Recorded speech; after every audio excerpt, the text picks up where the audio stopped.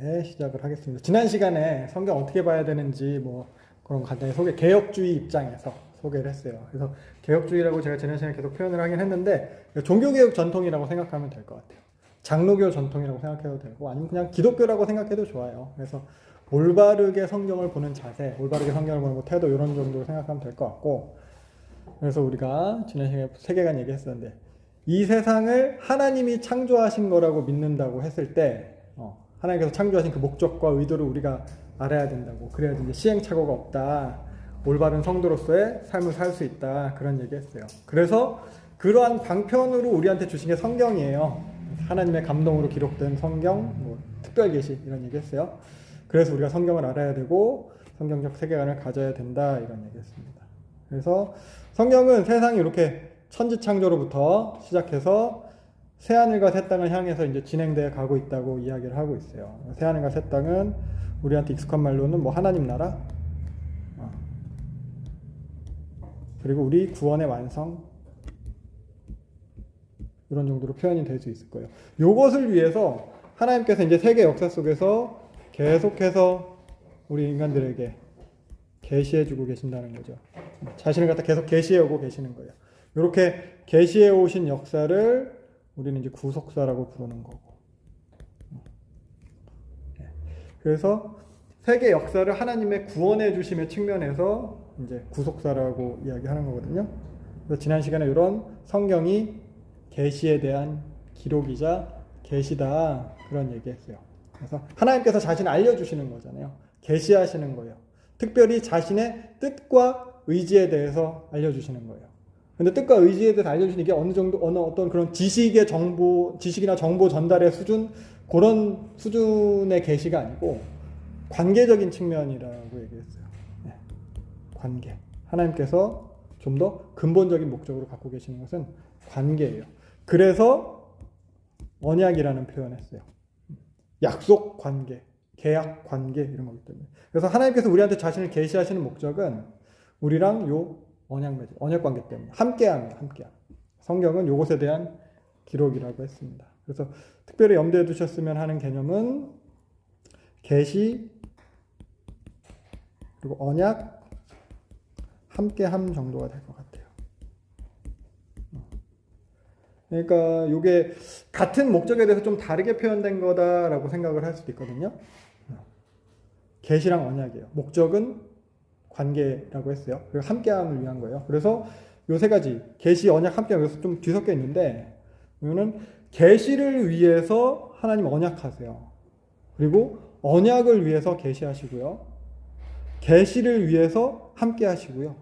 함께하기 위해서 본인을 또 계시해 주세요. 그래서 언약을 위해서 우리랑 함께하시고 함께하기 위해서 또 언약 맺으세요. 섞였어요. 언약을 통해서 계시하시고요. 언약 때문에 계시하시고요. 언약 때문에 함께하려고 계속 그렇게 노력하시고요. 이렇게까지도 많이 하세요. 그래서 이게 제가 성경을 보는 관점이에요. 구약과 신약을 관통해서 통일되게 볼 수 있는 관점. 언약적 관점이라고 그냥 포괄되게 표현할 수 있을 것 같아요. 다시 보면 하나님이 계시하셨어요. 하나님이 언약과 관련해서 계시하셨어요. 하나님이 함께하기 위해서 계시하시는 거예요. 함께하기 위해서 언약과 관련해서 이렇게 계시하셨다. 성경의 메시지가 이게 다 걸려요. 그래서 성경을 읽을 때 이 관점에서, 이곳에서 벗어나지 않게 봐야 되는 거예요. 바깥 본 천지창조도 그렇고, 새하늘과 새 땅도 그렇고, 하나님 나라도 우리 구원의 완성도 다, 이런 구속사와 하나님의 자기 계시도 모든 것이 바탕이 되는 게 이 부분이에요. 언약이라고 우리가 기억하고 보면 될 것 같아요. 그래서 차차 이것에 대해서 구체적으로 더 설명해 갈 건데 그냥 많이 들으면서 먼저 익숙해지시면 될 것 같아요. 그래서 지난 시간에 먼저 구약 역사의 전체적인 흐름에 대해서 살펴봤어요. 그래서 구약 시대 구분 외우진 않으셨죠? 익숙해지고 외우시면 좋을 것 같아요. 한번 보세요. 처음에 원역사, 네 사건, 그리고 족장사, 그리고 430년 애굽에 들어갔다가 출애굽 광야에서 이제 가나안 정복하고 사사시대 시작되고, 그리고 왕국시대 사울 기름 부음 받음으로 시작이 되죠. 그러다가 솔로몬 죽고 나서 남북왕국으로 분열되고, 이제 또 남북왕국 다 망해서 이제 포로로 잡혀가고 포로 귀환 시대까지 이렇게 외울 수 있으면 좋습니다. 그래서 성경 언약에 대한 책이라고 계속 얘기하고 있잖아요. 그리고 그 언약의 내용이 구원에 대한 거라고 했어요. 그래서 그랬을 때 성경 전체에서 이 앞부분 창세기의 네 사건, 원역사 부분, 이 부분은 구원의 시작이라고 할 수 있어요. 전체 성경의 서론격이에요. 전체 성경의 구원에 대한 얘기라고 했을 때 처음 창세기의 네 사건이 창조, 타락, 홍수, 바벨탑. 원역사가 서론적 역할을 하고요. 그래서 이 서론에서 이제 본질적인 메시지, 근본적인 메시지 이런 개념이 여기 서론에 이제 다 들어 있는 거거든요. 구원이 왜 필요한지, 하나님은 어떤 분인지, 인간은 어떤 존재인지, 그래서 우리에게 구원이 이래서 필요하구나, 뭐 이런 얘기 다 들어 있는 거예요. 그다음 창세기 12장부터 마지막 신약의 유다서까지 그냥 쭉 여기 이게 이제 본론이라고 할 수 있어요. 구원의 과정이에요. 그렇기 때문에 서론에서 얘기한 그 구원이 필요한 이유 때문에 그래서 하나님이 너희를 이렇게 구원하시고자 한다. 이렇게 구원하시고 있다. 이렇게 구원이 진행되고 있다. 그러니까 니네 이걸 받아들여라. 그리고 이것에 반응해라. 함께 동참해라. 이런 내용들이에요. 그래서 본론이 되게 길어요. 그래서 이 긴 본론을 통해서 하나님의 그런 주신 언약의 내용, 그리고 우리랑 하나님과의 관계, 우리의 상황 이런 것들. 그래서 그걸 통해서 하나님의 성품이 어떤지 그런 것이 반복적으로 이제 나타나게 되는 거예요.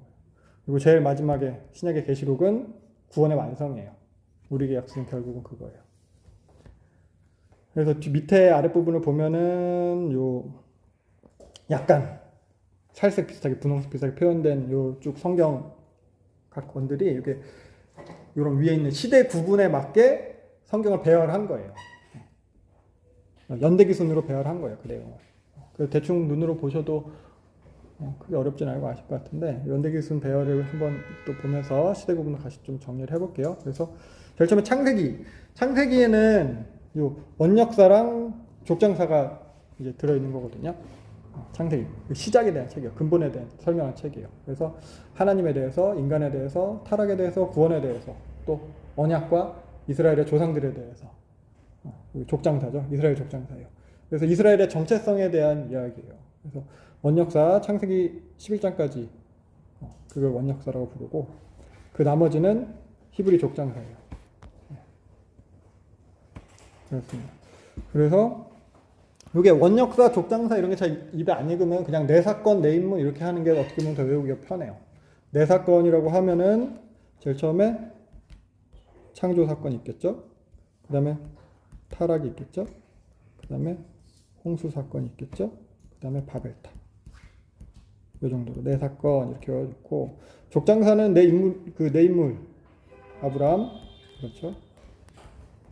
그 아들 이삭 그리고 야곱 요셉 이렇게 그냥 내 인물로 이렇게 쭉 외우셔야 돼요.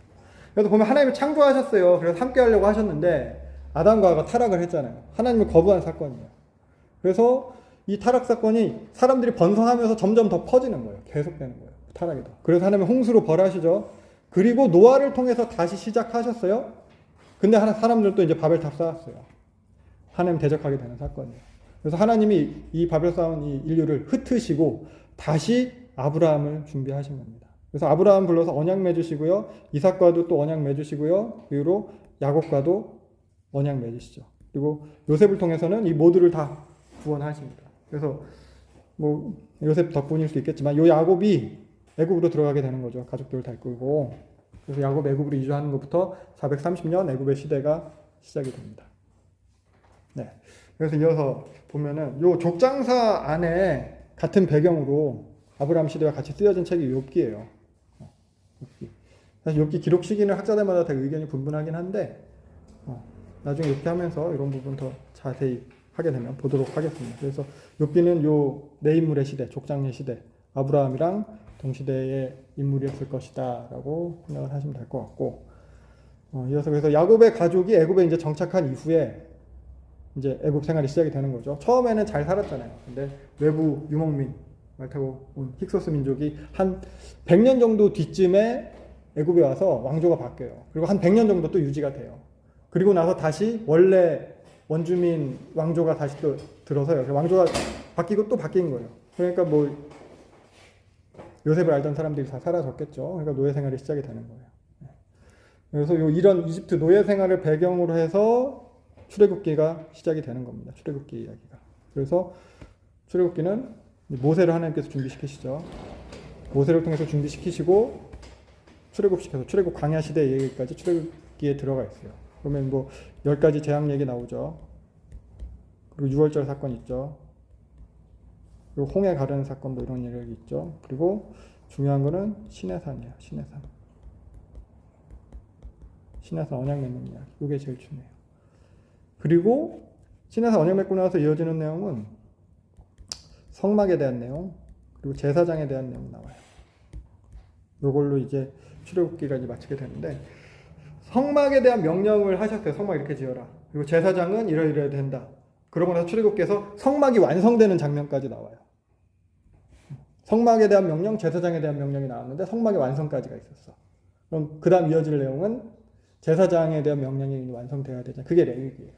그래서 레위기는 사실 원어 성경을 보면은, 원문을 보면은 그리고로 시작이 돼요. 접속사 와우가 그리고 혹은 그래서 이 정도거든요. 엔드 이 정도인데, 그래서 출애굽기랑 레위기랑 연결해서 같이 보면 되실 것 같아요. 그러니까 성막이 완성됐으니까 출애굽기에는 제사장이 무슨 일이에요? 제사에 대한 이야기 나오고요. 그리고 제사장 위임식 이야기가 이어지게 됩니다. 그리고 제사장이 임명이 됐으니까 제사장들이 해야 되는 일들, 정결법, 율법 이거 가르치고 이걸로 판결을 해야 되잖아요. 그런 얘기가 레위기에 쭉 들어있는 거예요.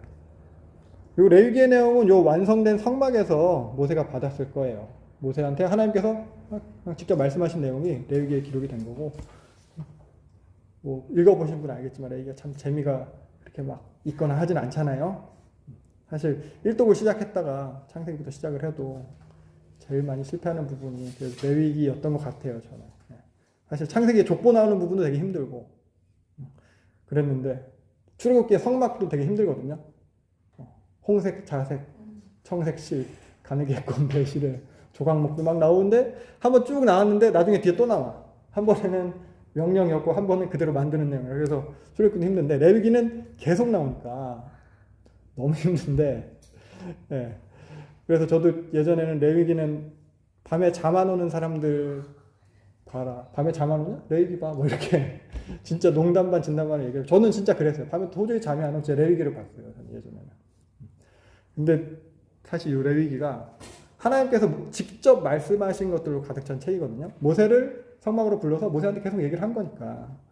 그래서 레위기에는 그 스토리라고 할 만한 부분이 몇 개 안 나와요. 되게 짧아요. 짧게 뭐 한 2개, 1개 정도? 10장에 나오는 그 나답과 아비후 죽는 사건, 그리고 24장에 하나님 저주한 그 이방인인가요? 돌로 쳐서 죽이는 사건.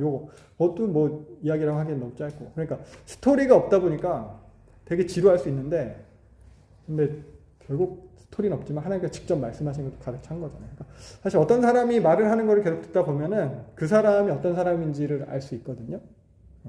제가 이렇게 계속 얘기를 하잖아요.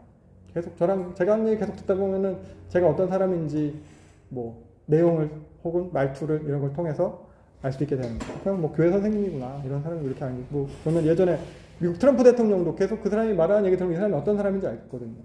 우리 윤석열 대통령도 마찬가지. 듣다 보면 알고. 그리고 정치인들이 그렇잖아요. 여러 사안들에 대해서 어떤 특정 정치인이 계속 얘기하는 걸 들어보면은, 그러니까 그 사람의 인생 스토리를 몰라도 어떤 사람인지 알 수 있게 되는 것처럼 그냥 성품이라도 알 수 있게 되거든요. 레위기도 마찬가지예요. 스토리가 없기 때문에 지루할 수 있지만 하나님의 말씀으로 가득 찬 책이라는 것은 그 하나님 말씀하신 것들을 통해서 우리도 하나님 왜 이렇게 말씀하셨지? 하나님 어떤 상황에서 이렇게 말씀하시네? 하나님 성품을 알 수 있어요. 그래서 레위기는 하나님의 성품을 가득 찬 책이다. 물론 그 단어나 용어 자체가 너무 익숙하지 않다 하면은 다른 번역본들도 있으니까 찬찬히 보시면 은혜가 있어요. 그리고 그 당시에 그런 역사나 문화나 상황 이런 걸 알면은 그 하나님의 마음을 이야기가 더 좋고 더 풍성해져요. 이렇게 보시면 좋을 것 같고, 그리고 레위기 다음에 문학의 민수기죠. 민수기는 백성의 수를 세웠다는 뜻이죠. 그래서 1장부터 10장까지는 시내산에서의 사건이에요. 출애굽기랑 어떻게 보면 이어지는 거예요. 시간 순으로. 그리고 1장부터 10장이 시내산에서 가데스바네아까지, 그리고 그 이후는 광야 생활, 그리고 이제 모압 평지에 이르는 예까지가 이 내용이거든요. 그러니까 민수기 백성의 수를 셌다는 거잖아요. 군대예요, 군대 징집하는 거. 그 얘기. 그래서 민수기에서는 하나님의 이 백성들에 대해서 군대라는 표현을 써요. 그리고 12지파가 완성돼요. 출애굽할 때 보면은 그런 정확한 구분 같은 것들이 명확하지 않았을 거예요. 다른 이방 민족들도 같이 막 나오게 되는데 이 사람들이 이제 족보 정리해가지고 12지파가 완성이 돼요. 그러니까 이 사람들이 드디어 이제 12를 상징하는 거, 하나님 나라 백성, 하나님 백성이 민수기를 통해서 이제 준비되는 거죠. 그래서 시내산 언약 맺었어요. 이 시내산 언약 이후로 이스라엘 백성들은 하나님의 군대, 하나님의 백성 이게 되는 거거든요. 그러니까 언약 백성이 되는 거예요. 이걸 갖다 결혼 관계라고 표현을 해요. 언약 맺은 관계. 그래서 이 이후부터는 뭔가 잘못했을 때 백성들에 대한 처우가 달라요. 시내산 언약 이전에는 똑같이 물 갖다 불평을 해도 하나님께서 뭐 많이 혼내지 않으세요. 물 주세요. 근데 그 다음에는 혼나요. 그러니까 공식적인 신분이 달라졌기 때문에 공식적으로 언약 맺고 이제 그래서 결국 민수기 이야기의 결정적인 게 가데스 바네아에서 정탐 실패 사건이 나오죠. 그리고 나서부터 광야에서 훈련하는 얘기. 이게 민수기 얘기예요. 하나님 백성이 되어가는 얘기. 나중에 민수기 마지막에 보면은 이 백성들도 물론 1세대가 다 죽어서 그렇겠지만 변화된 모습들이 또 나타나기도 합니다. 그리고 이어서 보면 이 신명기 되풀이할 신이라고 했어요. 계명을 되풀이하는 거. 율법을 재해석하는 거예요. 상황이 변했으니까 그런 거예요. 이렇게 광야에서 계속 떠돌아다니다가 이제 가나안 들어서 정착을 해야 되는 백성이에요. 그러니까 그들한테 맞게 율법을 재해석해서 적용해 주는 거예요. 예를 들면 중앙성소 같은 거. 성막은 텐트였어요. 언약궤 들고 다니면서 이동하면서 여기 갔다 저기 갔다 놓는 곳이 이제 성소가 되는 건데 땅에 정착을 하면은 왔다 갔다 할 필요가 없어요. 그럼 이제 중앙성소야라는 표현이 나오고 그래서 어떻게 이제 너희들이 하나님 예배할지에 대해서 그리고 이제 정착을 하죠. 시간이 지나죠. 그 위에 세워진 왕이라던가 국가 정치의 그런 형태라던가 이런 것들에 대한 것들도 더 추가되어 있습니다. 그래서 신명기는 이제 언약의 갱신이에요. 그래서 앞에 여기 시내산 언약이라고 했으면은 이걸 갖다 이제 모압 형제산 모압 언약이라고 이야기를 합니다. 출애굽 1세대는 여기서 여호수아랑 갈렙 빼고 다 죽었어요. 그리고 2, 3세대랑 다시 언약 맺는 장면이 신명기예요. 모압 언약, 모세의 마지막 설교고요. 그래서 구조적으로는 뭐 내용도 그렇고 종주권 조약의 형태를 가져요. 신명기 전체 책 자체가. 뭐 나중에 더 공부해 보시면 좋을 것 같아요. 그래서 여기까지가 출애굽 광야 시대인 거죠. 신명기를 마치는 데까지가. 그리고 마침내 이제 모세는 느보산에서 죽고 이어서 여호수아가 지도자가 되고 그래서 여호수아에 의해서 요단강 건너서 가나안에 들어가는 이야기 여호수아서입니다. 그래서 여호수아는 반으로 나뉘어요. 앞부분은 정복이고 뒷부분은 정복한 땅 나눠 가지는 얘기. 뒷부분이 좀 지루할 수 있어요.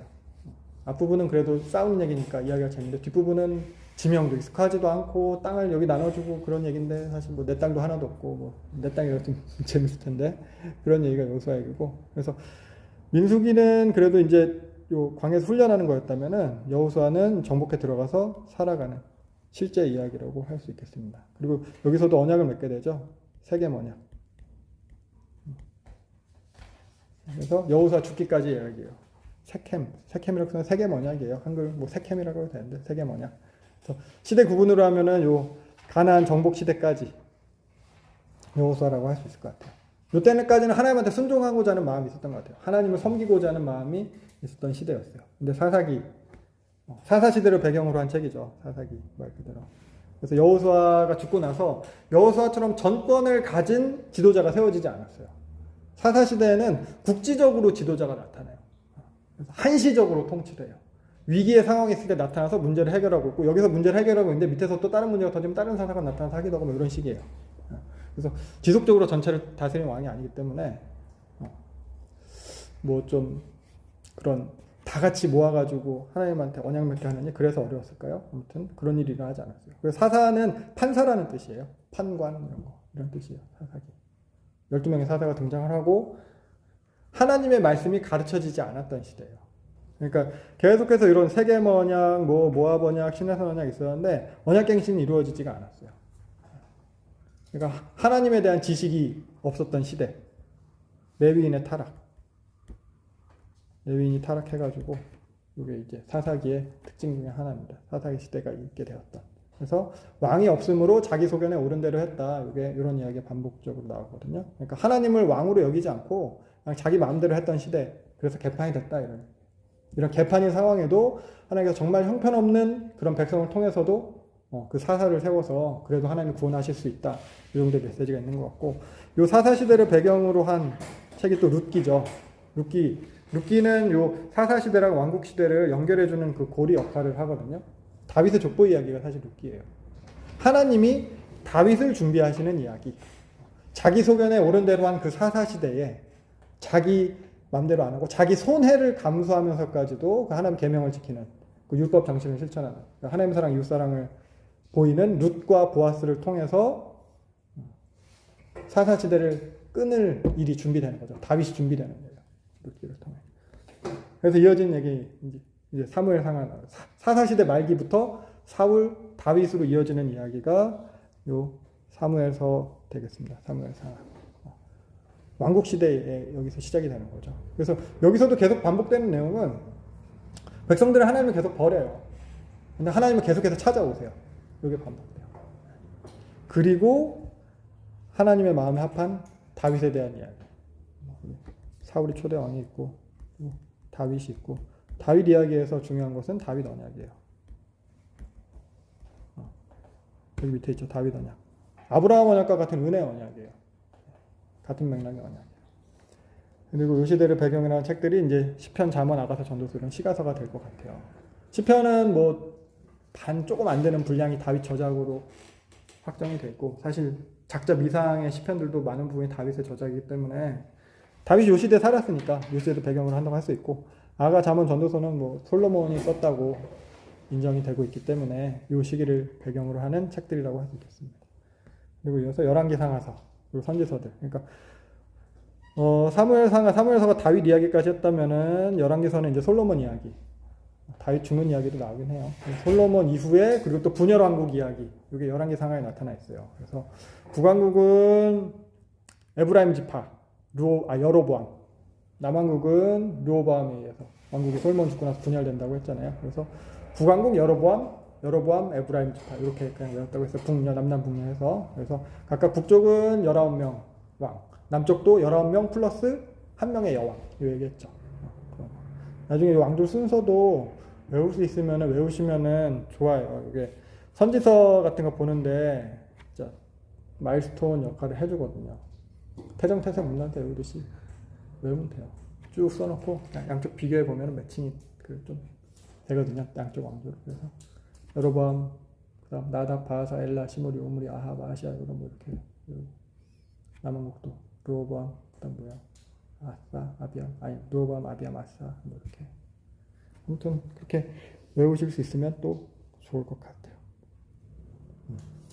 그리고 본격적으로 이때 보면은 선지서가 등장을 하잖아요. 선지서가 이 시기에 본격적으로 등장했다는 거는 이때 문제가 많았다는 거예요. 뭔가 잘못되고 있기 때문에 선지자가 등장을 하는 거거든요. 잘못하니까 이때 나타나서 책망을 하는 거예요. 그러니까 선지자가 하는 일이 뭘까? 예언서 선지서 이렇게 보니까 예언하는 일이거든요. 무슨 예언하는 거냐면은 니네 망한다 이 예언하는 거예요. 니네 망한다, 이거 예언이에요. 우리 애들한테는 잘못하면 혼난다, 너 그렇게 하면 다친다, 이것처럼 언약 깨트리지 마라, 니네 망한다 이 얘기하는 거예요.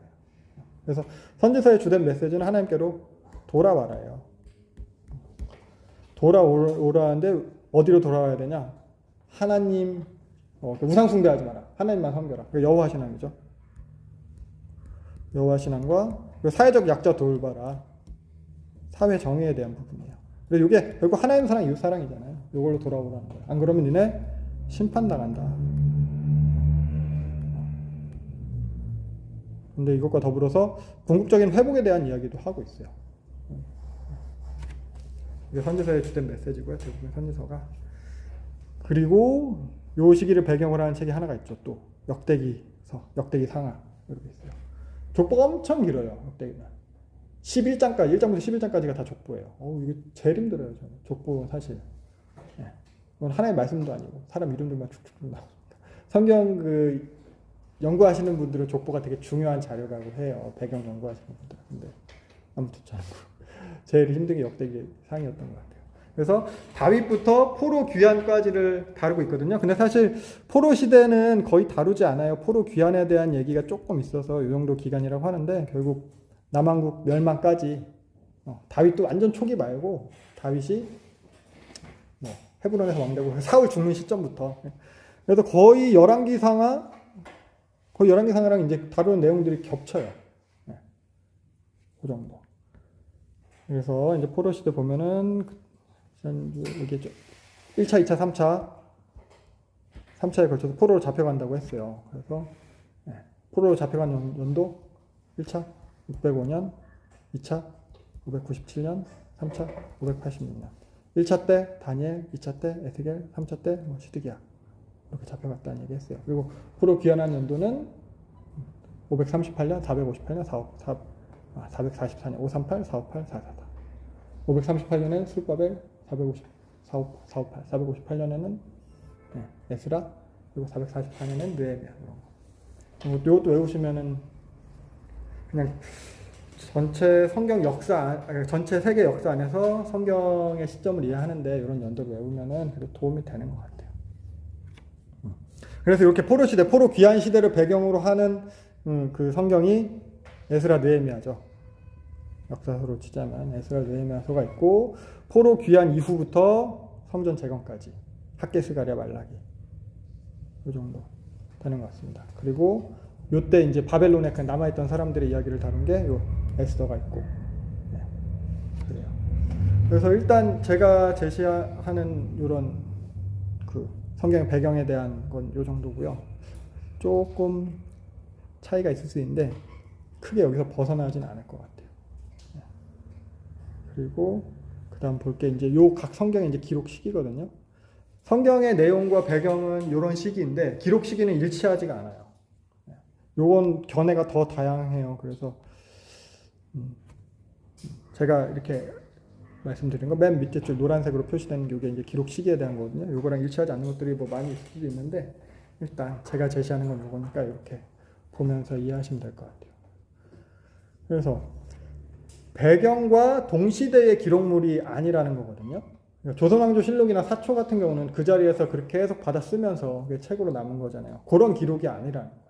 그러니까 이게 어떻게 보면 역사적 사실만을 남기기 위한 기록이 아니라는 거예요, 성경은. 그러니까 기록할 당시에 필요가 있는 거죠.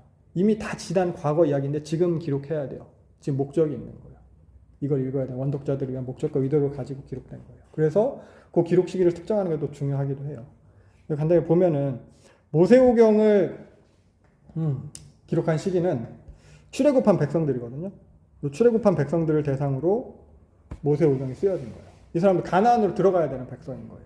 그 사람들을 대상으로 모세오경이 쓰여진 거고, 여호수아는 가나안에 이미 정복을 했어요. 거기 그 땅에서 살아가야 되는 백성들에게 쓰여진 거예요. 가나안 정복 2세대, 출애굽 3, 4세대쯤 됐을 거예요. 이 사람들이 쓰여진 거고, 사사기랑 룻기는 이미 왕국 시대가 시작했어요. 다윗 왕조 초기에 쓰여졌을 거라고 이제 생각들을 많이 해요. 그리고 사무엘 상하는 왕국 분열된 그 이후에 기록된 걸로 내적 증거가 있어요. 사무엘상 27장 6절을 보면은 뭐라고 나와 있냐면은 아기스가 그날의 시글락을 그에게 주었으므로. 아기스가 누구냐면 블레셋 왕이에요. 시글락을 그에게 줬. 그는 누구예요? 다윗이에요. 시글락을 다윗에게 줬는데 그 시글락이 오늘까지 유다 왕에게 속했다. 유다 왕이라는 표현이 남아요. 남왕국과 북왕국이랑 나뉘었다는 거예요. 다윗 시대에 대한 기록을 하는데 그 시글락이 오늘까지 유다 왕에게 속했다. 그래서 분열왕국 이후에 기록된 것. 이렇게 내적 증거를 찾아보는 것도 성경에서도 재미있기도 해요. 사무엘상하는 이때 쓰여진 것으로 보이고, 열왕기상하는 예루살렘 멸망 이후에 쓰여졌겠죠. 멸망 기록까지 다 들어 있으니까. 네. 근데 요 사무엘상하, 열왕기상하를 나중에 유대인들은 한 권의 책으로 보기도 했어요. 관점이 쓰여진 관점이 같아서 왕국기 1, 2, 3, 4 이렇게 70인역 성경에는 그렇게 또 표현을 하더라고요. 네. 그리고 요 마지막 에스라, 느헤미야, 에스더, 역대상하가 포로 귀환 시대에 쓰여진 것으로 보입니다. 시편은 아까 다 얘기했죠. 다윗이 많이 썼으니까 이때 쓰여진 거고, 뭐 시가서, 솔로몬이 쓴 거고, 욥기는 저작이 불분명이라고 했잖아요. 아마 요 포로 귀환 시대에 쓰여졌을 것이다라고 저는 주장을 합니다. 사실 대부분의 구약 성경이 요 시대 때, 포로 귀환 시대 때, 포로 시대 때 수집되고 에스라의 손을 거쳐가지고 다 편집돼서 우리가 보는 형태로 만들어졌을 거예요. 아까 말했듯이 또 선지서는 다 선지자들이 활동하던 시기에 기록되었던 걸로 보이고, 대부분이 요 분열왕국 말기고 학개스가랴 말라기만 요 포로 귀환 시대. 그래서 요 중에서 소선지서는 성경 순서대로 보면은 기록 시기에 따라서 나뉜 것처럼 보이거든요. 보면은 호세아, 요엘, 아모스, 오바댜, 요나, 미가 요 6권. 요 6권은 북왕국이 멸망하기 이전까지 기록이 된 거예요. 12권 중에 6권은. 12권 중에 6권. 그리고 그 다음에 나움, 하박국, 스바냐, 학개, 스가랴, 말라기 6권. 이 6권은 그러니까 북왕국 멸망 이후가 되는 거죠. 6권은 북왕국 멸망 이전, 6권은 북왕국 멸망 이후. 근데 6권 중에서도 3권. 나움, 하박국, 스바냐 요 3권은 남왕국 멸망 이전에 기록이 된 거예요. 북왕국과 남왕국, 북왕국 멸망과 남왕국 멸망 사이. 나머지 학개, 스가랴, 말라기는 다 멸망하고 포로에서 돌아온 다 이렇게. 그래서 기록 시기를 이런 식으로도 기억해도 괜찮을 것 같아요. 그래서 선지서를 이런 선지서들을 제외하고 특히 역사서로 분류될 수 있는 성경들은 대부분 다 기록 시기가 다루고 있는 내용의 시기랑 일치하지가 않아요. 이미 한참 지난 이후에 기록을 했어요. 그래서 언제 기록된지 원독자의 그 상황을 파악해야 되는 거예요. 지난 시간에 우리가 유기적 영감설, 뭐 완전 축자 영감설 이런 거 얘기했는데 그게 그거거든요. 원독자, 저자의 상태를 갖다 이제 파악을 해야 돼요. 인간 저자의 배경을 아는 게 중요하다는 거예요.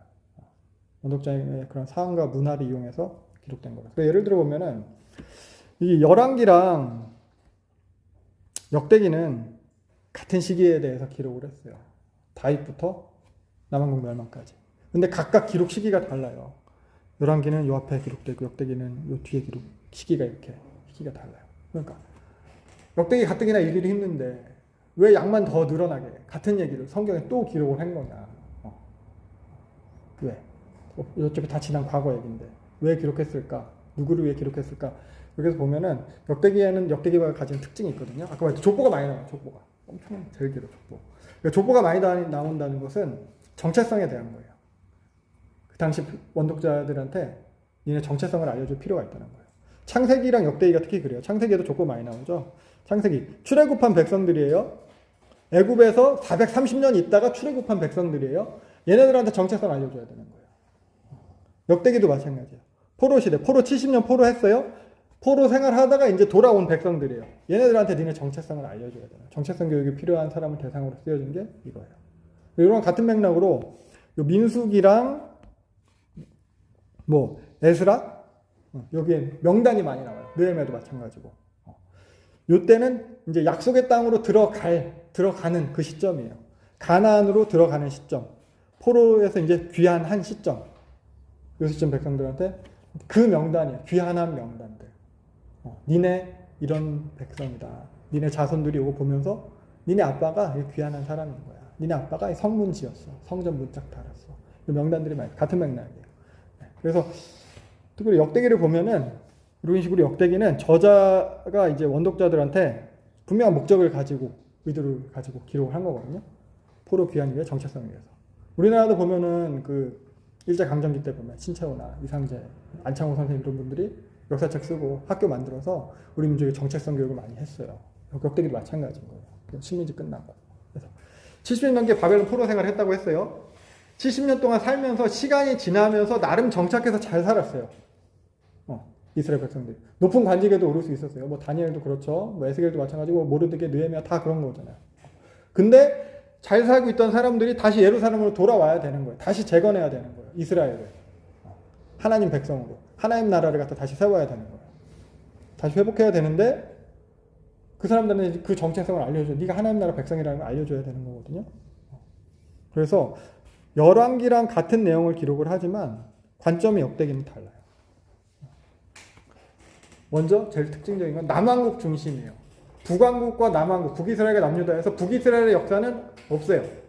남왕국과 싸울 때 뭐 이름 등장하는 정도, 이 정도예요.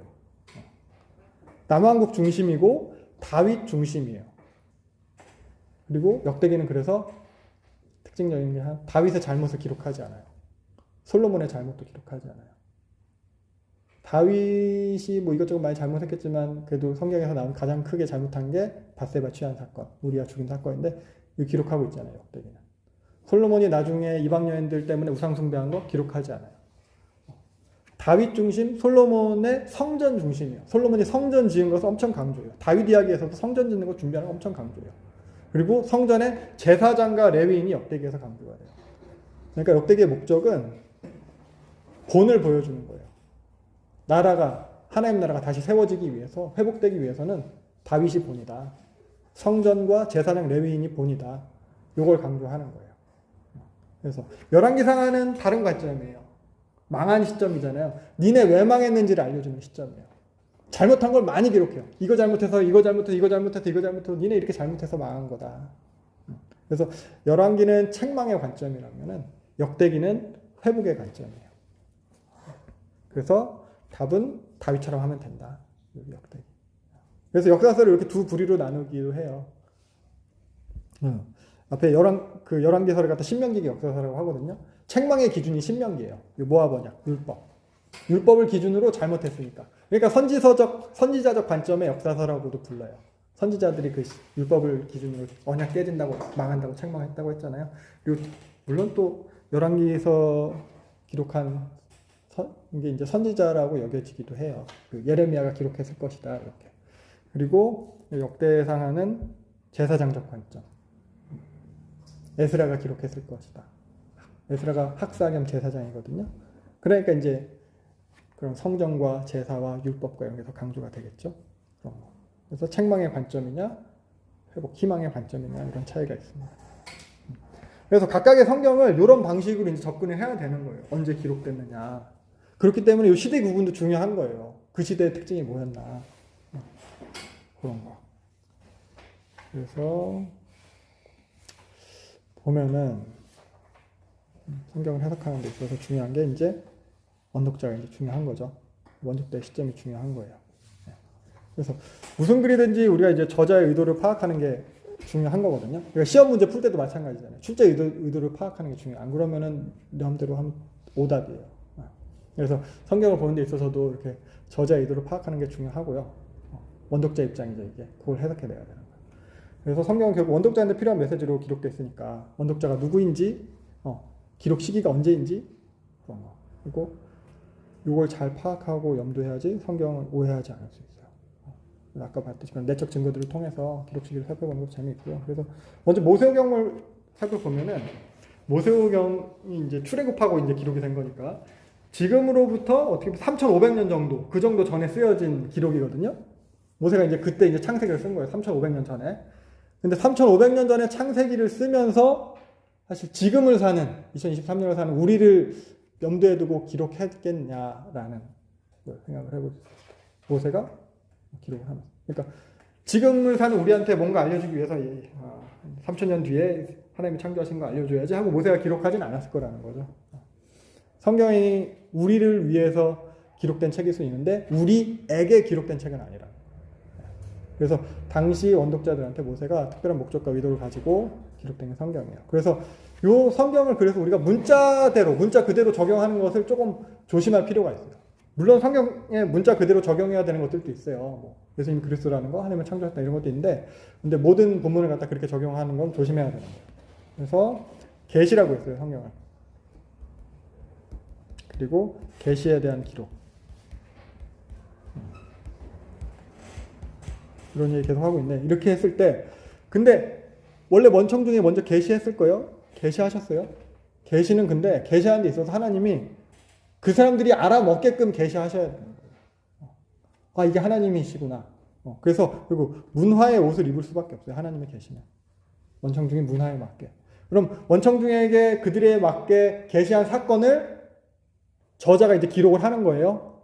그럼 저자가 기록하는 데 있어서 또 원독자들에 맞게, 원독자들이 이해할 수 있게 여기서도 또 문화의 옷을 입을 수밖에 없어요.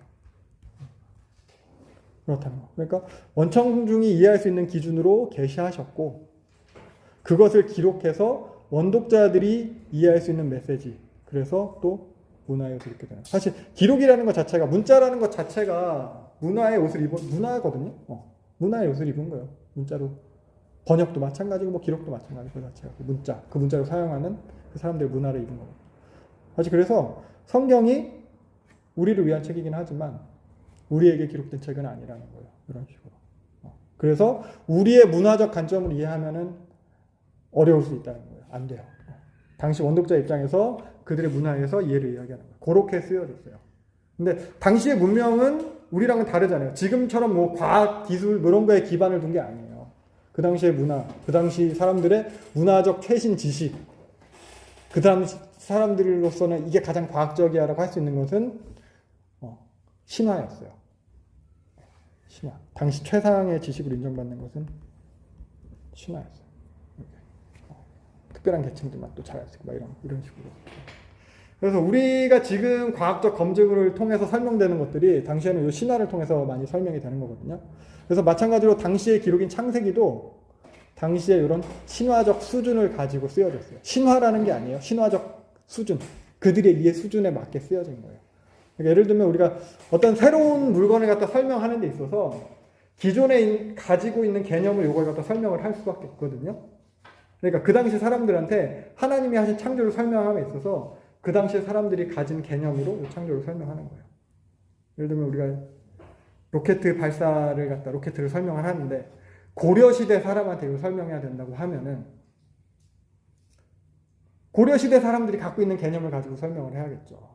뭐 화약도 있을까 말까 한 시대인데 그때 최무선이 뭐 중국에서 받아와야 되니까 뭐라고 설명할 거예요.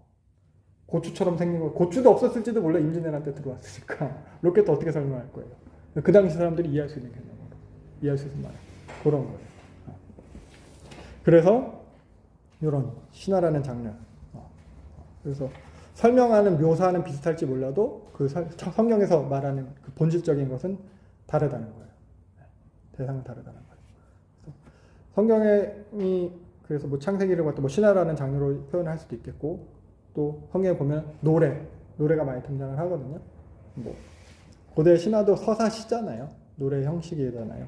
그래서 그런 장르를 이제 성경도 사용하긴 하는 거예요. 근데 그걸 통해서 전달하려는 메시지 자체는 다르다는 거예요. 당시 다른 창조 신화 같은 거 이런 것들 보면은 성경보다 더 오래전에 있었던 그런 창조 신화들이 있어요. 에누마 엘리시 뭐 이런 부분들 보면은 뭐 수메르 신화 아시는 분들도 있겠지만 그거 보면은 거기 그 같은 창조를 얘기하는데 거기서는 창조가 일단 여기 성경은 유일신 하나님 나오지만 거기 일단 여러 신들이 다 등장을 하고 우리도 보면은 뭐 압수라는 신이 있고 그리고 티아메트라는 신이 있어요. 압수는 둘 다 물신이긴 해.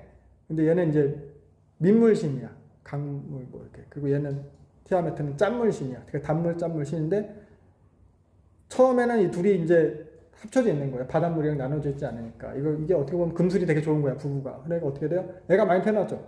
다른 신들이 엄청 많이 태어나는데 엄청 시끄러운 거야. 말도 안 듣고 막 그 통제도 안 되고 애 키우기 힘드니까. 그러니까 이 아버지 신이 안 되겠다. 다 죽여야겠다. 이런 식으로 시작이 돼요. 죽이려고 했는데 그 죽이려는 계책을 알아낸 신이 있는 거야. 아들 신이. 에와라는 신이 지혜의 신인데 미리 알아채고 아버지를 먼저 죽여요. 아버지가 죽었어.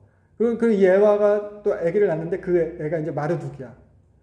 마르둑은 뭐 바벨론의 주신이에요. 이 마르둑이 폭풍의 신인데 또 너무 말썽 부리고 장난치고 하니까 신들이 안 되겠어. 얘를 갖다 죽여야겠어. 그래가지고 남아있는 엄마 신 티아멧한테 가가지고 얘 죽여야겠다고. 얘 없애야지 질서가 올 것 같다. 티아멧이 계속 괴물들을 낳아서 괴물 중에 하나 있는 킹구를 또 남편으로 삼고 군대 장관으로 삼아가지고 요 마르둑을 죽이러 가는데 마르둑에 그래도 부모가 있잖아요. 에와가 있잖아요. 에와가 이제 어떻게 마르둑이랑 힘을 합쳐가지고 처음에 요 싸울 때 마르둑이 먼저 가지 않았을 거예요. 에와가 먼저 가는데 뭐 못 싸웠어. 제대로 못 싸우다가 결국에는 마르둑이 이기는 얘기예요. 이긴 다음에 어떻게 하냐. 그 폭풍의 신이니까 뭐 아무튼 그 설화들이 사실 창세기는 그래도 통일된 메시지가 있는데 각자 어떻게 싸우는지 내용은 또 막 다 다르더라고. 그런데 폭풍의 신이니까 요 티아메트 입에다가 바람을 막 불어 넣어가지고 빵빵하게 불었을 때 뭐 창으로 찔러 주겠다 뭐 이상한 그런 얘기들이 있어요. 그래서 결국 죽인 다음에 어떻게 했냐? 자기 할머니인데 할머니를 반으로 쭉 찢어가지고 반은 하늘을 만들고 반은 땅을 만들었고 그리고 눈알 2개 뽑아가지고 유프라테스 티그리스가 만들고 그리고 또 이빨들 다 뽑아가지고 뭐 만들고 뭐 이런 식이에요. 그러니까 장기 기증을 통해서 뭐 신체 기증을 통해서 창조가 되는 거. 그러니까 대부분의 창조 설화들이 뭐 고대 근동 설화들은 그런 식이더라고. 근데 물과 물의 신이에요. 하늘도 물이고 땅 바닥도 물이에요. 창세기도 그래요. 네, 그런 개념들, 비슷한 것들이 그런 것들이 있어요. 근데 그래도 전하려는 메시지는 다르고 그 근본적인 그 하나님 본질의 모습은 또 다르고 그래서 기록 목적도 다르고 그리고 고대 근동 신화들은 결국 정치적인 목적으로 많이 쓰여졌어요. 그리고 그 마르둑 주신 그 마르둑이 창조를 한 거예요. 결국 다 신들 다 잡아 죽이고 마르둑이 창조를 하고 엉망진창이었다고 해. 각자 이제 신들을 갖다 위치를 갖다 배치해 주고 그리고 그 신들이 누구는 해뜨기 하고 누구는 달뜨기 하고 뭐 하게 하니까 아 우리 일만 하고 우리 뭐 먹고 사냐. 그럼 사람 만들자. 그래가지고 사람 만들어요. 그 이쪽 군대 장관이었던 킹구라는 괴물의 피를 가지고 또 사람 만들고 뭐 이런 식이에요. 사람은 존재 자체가 신들 시중 들라고 신들이 일할 동안 먹고 사는 일 해결하고 뭐 이런 식이고. 그러니까 마루둑 최고신이에요. 마루둑의 정통성을 이어받은 게 바벨론 왕이다. 나중에 바벨론 왕권 강화하려고 이런 신화들이 또 사용되기도 하거든요. 그런 것처럼 고대 근동 신화들은 대부분이 다 이렇게 정치적인 목적으로 쓰여졌다면은 창세기는 정체성의 목적이에요. 민족의 정체성의 목적이에요. 어떻게 종교적이라고 할 수도 있어요. 비슷한 시기에 비슷한 소재들로 만들어져 있어요. 아까 말했던 애니메이션 성경보다 더 빠른 시기의 신화들이고. 그래서 이런 내용들이 되게 다양한데 처음 접하게 되면은 아 성경이 이걸 베꼈을 수도 있겠다 이런 생각이 전 처음에 들기도 했어요. 근데 그런 식의 신화들을 계속 접하면 접할수록 차이가 확연히 느껴져요. 창조 목적 자체가 다르고요. 하나님이 어떠하신 분인지 다르고요. 인간에 대한 이해가 달라요. 그래서 소재는 비슷한 게 많아요. 처음에 창세기도 처음 시작하면 흑암이 기품 위에 있다 해서 기품, 땅이 혼돈하고 공허하면 흑암 기품, 기품 자체가 태홈이거든요. 물의 기품을 뜻하는 말이에요. 티아멧 여기서 태홈 이게 나왔다고 얘기를 하기도 해요. 창조 처음에 창조 상태, 물과 혼돈의 상태, 아까 말한 윗물과 아랫물이 나뉘어지는 상태, 그리고 멤피스 신화 보면 흙으로 빚어서 인간 창조해요. 그런 것도 나와요. 홍수 심판 아트라시스에 보면은 똑같아요. 똑같진 않아요. 방주의 크기도 다르고요. 방주 만들고 그러니까 신들이 심판을 하고 하는데 방주 만들어서 살아남는 얘기 뭐 이런 얘기 있어요. 그러니까 이런 소재들. 그러니까 이게 그 당시 사람들도 어떻게 보면 모세는 또 알고 있었을 거예요. 그 당시 사람들 다 몰라도 모세는 애굽에서 왕궁에서 교육을 받았으니까. 그러니까 그 당시 사람들이 알만한 소재를 가지고 창조 이야기를 하는 데 있어서 비슷할 수는 있지만 겉보기엔 비슷할 수 있지만 그 근본 메시지는 다르다는 거예요. 그래서 근본 메시지는 다르고 그래서 그 당시의 문화 배경을 이해해야지 그런 것들 갖다 이제 알 수 있다. 그 당시 문화 수준 그런 걸 알아야 된다. 그래서 뭐 그 당시 사람들한테 만약에 창조를 설명하는 데 있어서 우리가 빅뱅이라던가 초신성의 폭발이라던가 이런 걸로 할 수는 없잖아요. 지구의 공전과 자전,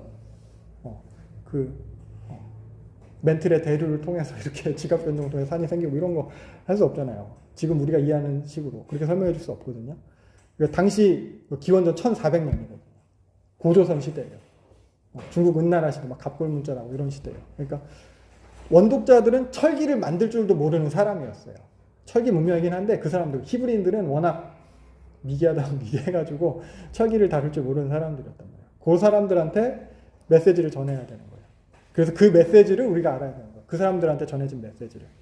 그리고 그 메시지를 지금 사는 우리한테 메시지로 적용을 해야 되는 거죠. 문자 그대로 적용한다기보다. 그래서 성경은 이런 과학책도 아니고 어떤 역사책도 아니라는 거예요. 역사적 사실보다는 신학적인 메시지를 전달하려는 책이에요. 그리고 아까 말했듯이 노래나 시로 된 부분이 많아요. 시. 우리가 어떤 노래나 시를 보면서 이거 과학적이지 않아. 이거 좀 너무 사실적이냐 이렇게 하진 않잖아요. 특히 뭐 제가 주로 예를 들면 일제강점기에 그 시문 선생님의 시인데 그날이 오면이라고 그 시에 보면은 시의 주체가 삼각산이 막 일어나서 덩실덩실 춤을 춘다는 표현을 해요.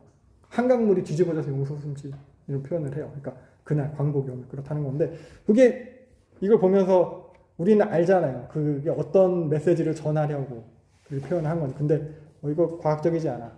이거는 틀렸어. 하지 않듯이 우리가 성경의 기록을 보고도 그런 식으로 판단할 수는 없다는 거예요. 시문 선생님 당시의 원독자 상황, 저자의 의도를 알고 메시지를 읽듯이 성경도 그래야 된다는 거예요. 그래서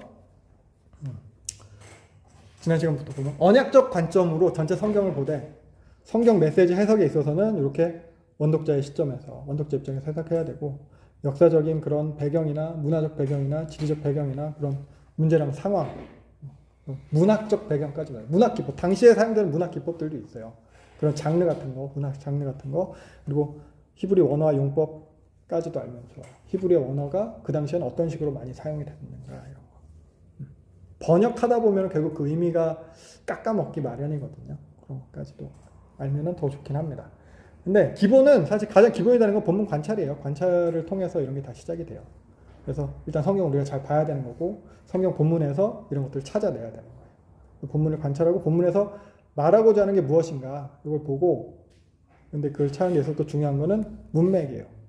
우리가 한 절만 따로 떼어서 본다거나 몇 구절만 보는 게 아니라 전체 문맥을 통해서 어떤 맥락에서 이 이야기가 나왔는가. 그리고 각 권 성경이 구조를 가지고 있어요. 우리도 글쓰기 하면 서론, 본론, 결론 이렇게 하잖아요.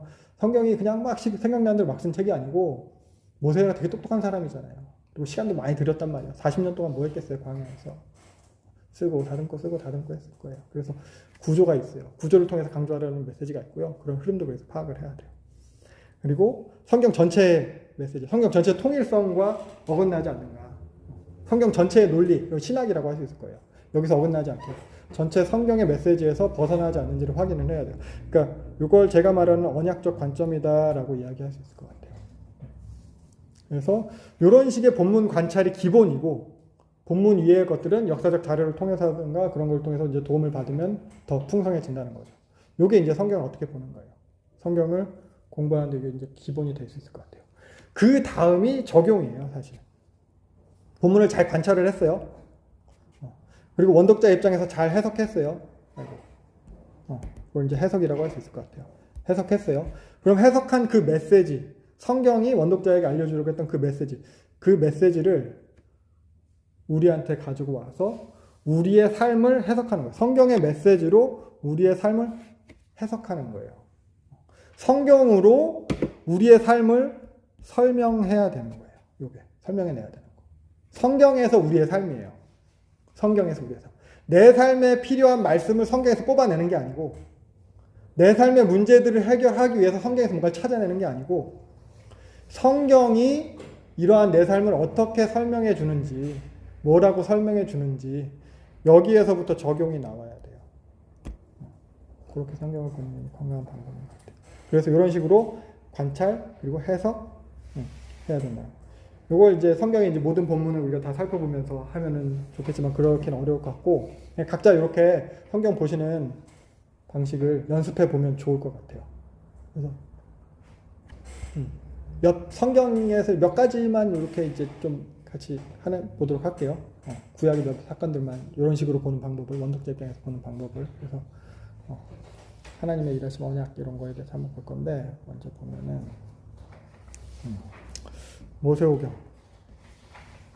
모세오경의 원독자들의 상태에서 이제 좀 보려고 해요. 성경 뭐 구약과 신약이 언약에 대한 책이라고 했잖아요. 그래서 구약에 나오는 그 언약 장면 중에서 가장 유명한 거, 가장 기억에 남을 만한 게 그게 이제 시내산 언약이거든요. 십계명 받는 사건. 제일 길게 표현되어 있고 제일 설명이 잘 되어 있어요. 그래서 요 시내산에서의 사건이 원독자들에게는 어떻게 보면 시작이 되는 사건인 거예요. 원독자들이 자기가 이런 상황에 처하게 된 시작이라는 할 만한 사건이 시내산 언약이거든요. 원독자들의 상태를 정의해 줄 만한 사건이 시내산 언약이에요. 그래서 보면은 이스라엘 백성이 하나님 백성으로 공식적으로 시작된 사건이라고 했어요. 그리고 요 시기를 비롯해서 이제 성경이 기록되기 시작을 하는 거예요. 이전까지는 성경이 없었어. 언약 맺고 나서 십계명 받고 나서 성막 짓고 그 성막 안에 들어가서 모세가 레위기 적기 시작하면서 다른 것들도 이제 쭉 기록을 했을 거예요. 그러니까 이 언약 맺는 장면, 그래서 언약식의 장면은 출애굽기 19장에 기록이 되어 있거든요. 그래서 출애굽기 19장에 나타나는 그 모습의 백성들, 원청중이 창세기의 최초 원독자인 거예요. 나중에 뭐 좀 수정을 하긴 했을 거예요. 모압 성지에서 가나안 족속 앞둔 그 출애굽 2, 3세대를 위해서 수정을 할지는 모르겠지만 일단 이 사람은 최초 원독자고, 그러니까 요 최초 원독자의 입장에서 한번 살펴보는 걸 해볼 거예요. 그러니까 출애굽 당시 그들 상황이 어땠나, 창세기 최초 독자들, 모세 오경이 쓰여진 그 원래 대상들이라고 해서 그들 상태, 하나님 몰랐어요, 그 사람들은. 그러니까 일단 애굽에서 살다 왔죠. 고대 근동도 그렇고 애굽만 해도 막 수십 명의 신들이 있어요. 수십 종류의 신들이 있어요. 100종류까지는 안 되는 것 같아요. 뭐 자기 쪽에 뭐 더 될 수 있죠. 그러니까 수많은 애굽의 신들이 있어요. 그 유일신 개념이 없어요, 이 사람들한테는. 그래서 처음에 하나님이 이제 모세를 보낼 때 모세가 뭐라고 해요? 조상의 하나님이긴 한데 그 하나님 이름이 뭐냐고 이름 알려달라고 해요. 백성들한테 누가 보냈는지 이름 알려줘야 된다고. 이런 식. 그러니까 그러면서 이 신이 나랑 무슨 관계 있는 신인지 모르는 거예요. 하나님에 대한 지식이 없어요. 그냥 조상들의 신이라고? 그럼 우리 부족 신인가? 이 정도 수준? 그러면서 그런 신에 대한 조상신이라는 그 부족신이라고 여기는 그 정도의 하나님이라도 그것에 대한 통일된 개념 자체가 없어요. 430년이 지났어요. 아브라함과 이삭과 야곱 통해서 구전으로 계속 전달이 되는 거예요. 430년 전에 우리 조상에 대해서 우린 몰라요. 저도 몰라요. 엄마 아빠가 제대로 설명도 안 해주셨어요. 그런 식인 거예요. 그냥 조상이 있는 건 알아요. 근데 몰라요. 이것처럼 여기도 그런 개념이에요. 그러니까 이 사람들이 나중에 어떻게 해요? 그러니까 금송아지 만들고선 얘기를 하는 거예요. 너희를 애굽 땅에서 인도하여 신 하나님이랑 언약 맺었어요. 모세는 시내산에 십계명 받으러 올라갔어요. 그런데 밑에서는 금송아지 라피스 황소, 애굽에서 섬기는 그 신들의 신의 형상으로 만들어 놓은 거죠. 그러고선 이 신이 니네 인도해낸 신이다. 지금 우리랑 언약 맺은 신이 이 신이다. 하나님에 대한 지식이 없는 거예요. 아직 성경에 쓰여지기 전이에요. 그러니까 이런 상태예요. 그리고 그들의 정체성은 여전히 노예인 거예요. 430년 동안 그러고 살았어요. 조상들의 대한 개념도 별로 없는 거죠. 70명이 왔는데 60만이 됐어요. 남자만. 출애굽할 때 아까 얘기했듯이 수많은 잡족들이 같이 나왔어요. 이 사람들도 너 조상 누구야 하다 그냥 너 어느 지파야 해서 12지파 나중에 막 포함도 되기도 막 해요. 실제로. 그러니까 이런 상태의 백성들인 거예요. 정체성이 그냥 불분명해요. 노예 근성만 가득 차 있을 거예요. 우리나라도 35년 일제 식민지 거치면서 아직까지도 그런 식민사관들이 남아있으신 분들이 많이 있고 나도 알게 모르게 있을지도 모르고 그런데 이 사람들은 430년 동안인 거예요. 그러고 살았어요. 맨날 벽돌 만들고 노예처럼 시키는 것만 하고 스스로 하지는 않고 전쟁 같은 것도 해본 적도 없고 그리고 이 사람들은 사실 자기가 애굽에 왜 왔는지도 몰라요. 우리는 왜 일본 식민지가 됐는지 이런 걸 아는데 430년 동안 지나는 동안 태어나 보니까 애굽이었고 태어나 보니까 노예였고 왜 여기서 이러고 있는지도 그것도 모르는 거야. 그러니까 정체성도 모르는 상태고 그러다 보니까 이 사람들은 언약을 맺긴 맺었는데 왜 이런 언약을 맺어야 되는지 모르는 거예요. 그냥 처음에 그냥 막 나가라고 하니까 나왔어요. 하나님께서 10가지 재앙을 통해서 막 애굽을 두드려 패니까 여기 보면은 막 그냥 그 백성을 재촉해서 그 땅에서 속히 내버리려 함으로 그 밤에 그냥 쫓겨나는 거예요. 장자를 죽고 나니까 너 빨리 나가. 그러니까 먹을 거 못 챙겨서 나오는 거예요. 이거 발교되지 못한 반죽을 그릇에 담아서 그릇 통째로 그릇을 옷에 싸서 있는 음식을 갖고 온다기보다도 음식 재료만 챙겨서 나온 수준인 거예요. 이거. 급하게 나왔어요. 그러니까 그냥 뭔지도 모르고 막 떠밀려듯이 나왔는데 그 신이랑 언약을 맺으라고 하는데 왜 맺어야 되는지 모르는 거예요. 가나안 땅 가는 언약이래요.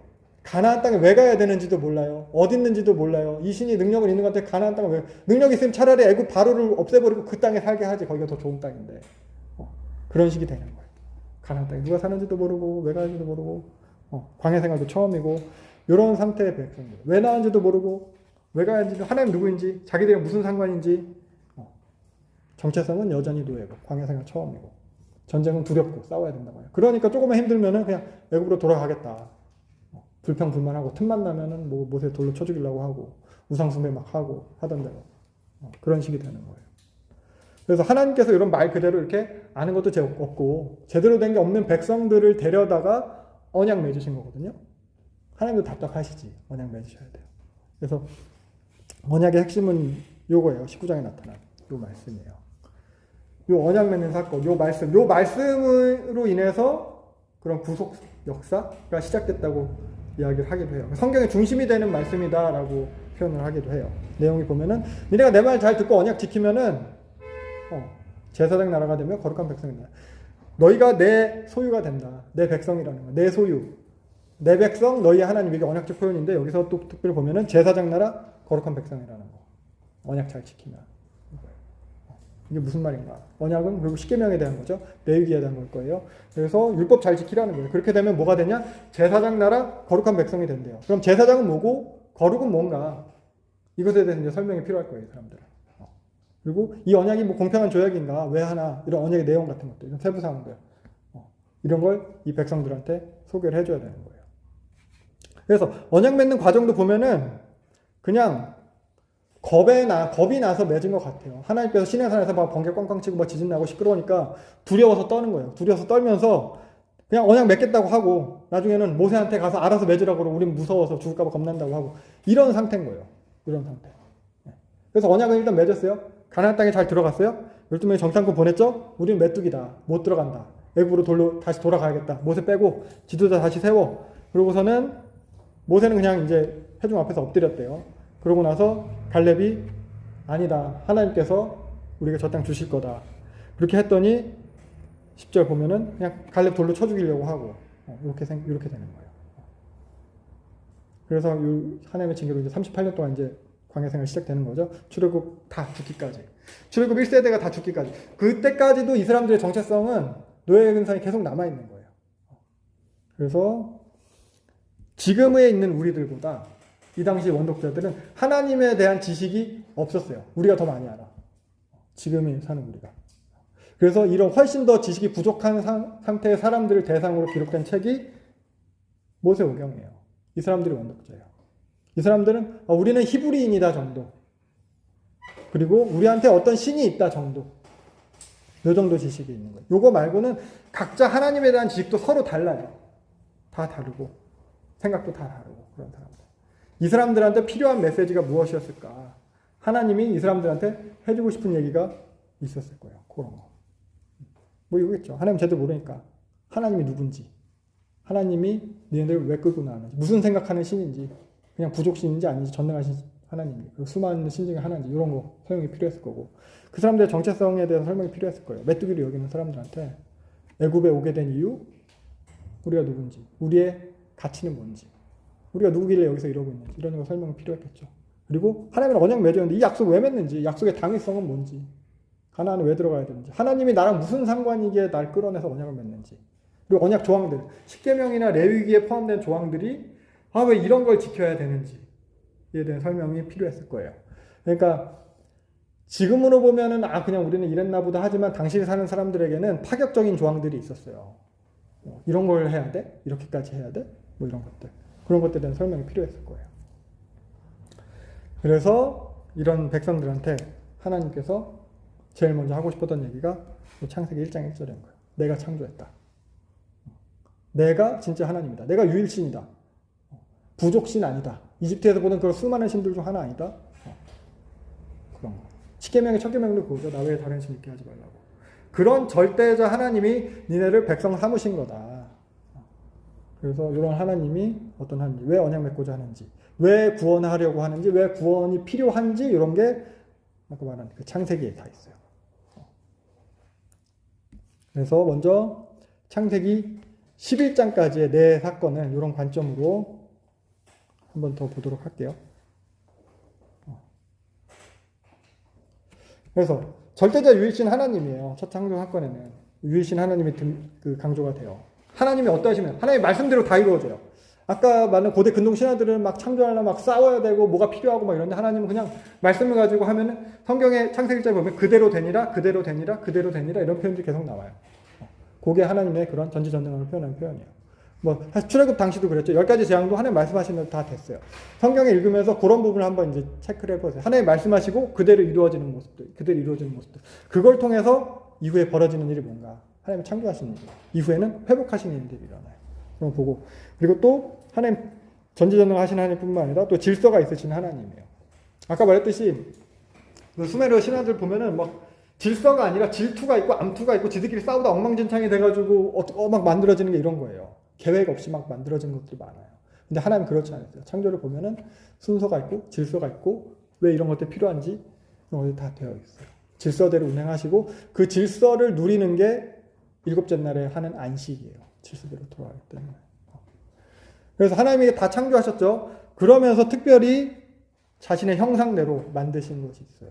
형상대로 창조하시고 약속하세요. 이거 다 다스려라. 근데 여기서 특별히 우리가 봐야 될 게 남자와 여자를 창조하셨대요. 하나님이 자기 형상대로 창조하셨어요. 하나님의 형상대로 창조하셨어요. 근데 남자와 여자를 창조하셨대요. 하나님의 형상이 남자와 여자인 거예요. 지금은 우리는 그렇게 하고 이 당시로는 이건 되게 파격적인 거예요. 여자는 사람이 아니었으니까. 근데 사람이 여자래. 근데 그 여자도 하나님의 형상이래. 이런 부분들. 이런 부분들에 대한 이해가. 그러니까 당시 신화 속에 나오는 신들이랑은 확연히 다른 모습들. 이런 것들 나오고요. 그리고 또 여기도 보면 하나님께서 다스리게 하시잖아요. 함께 그 자신의 권위를 나눠주는 거거든요. 인간들에게. 자신의 형상대로 만든 인간한테 니네가 내가 창조한 거 다 다스려. 그 전에 있던 신들이랑은 다른 거예요. 내가 다 창조했고 우리가 이거 하니까 니네는 우리한테 먹여 살려 이게 아니고 너 이거 다스려라. 다스려봐라. 그러면서 사실 창조도 그래서 하나님께서 같이 하시는 거예요. 인간이랑. 창세기 1장에서 이미 3일절 날에 땅의 초목, 씹에는 채소 다 만들어졌어요. 근데 여기 뭐라고 나와요? 2장에서 사람이 없어서 경작하지 않아서 아직 초목이 없고 채소가 없었다고 나와요. 하나님께서 이미 다 계획하셨지만 인간이랑 같이 창조해 가시는 거예요. 그리고 창세기 2장 19절을 보면은 하나님이 짐승들 다 짓고 나서 끝이 아니고 아담에게 다 데리고 왔다고 하고 있어요. 이름 지어주라고 하고 있어요. 이름을 짓는다는 것은 그 사람한테 뭐 권한, 권리가 있다는 거예요. 같이 창조하시는 거예요. 요거예요. 요게 하나님이 인간을 만드신 그 인간의 그 가치, 인간의 본질인 거예요. 어떻게 보면 구원의 원형이라고 할 수 있어요. 하나님이랑 함께 하는 거, 하나님이랑 함께 다스리는 거, 하나님의 질서를 같이 누리는 거. 지금까지 신들이랑 다른 하나님의 성품이 나타나죠.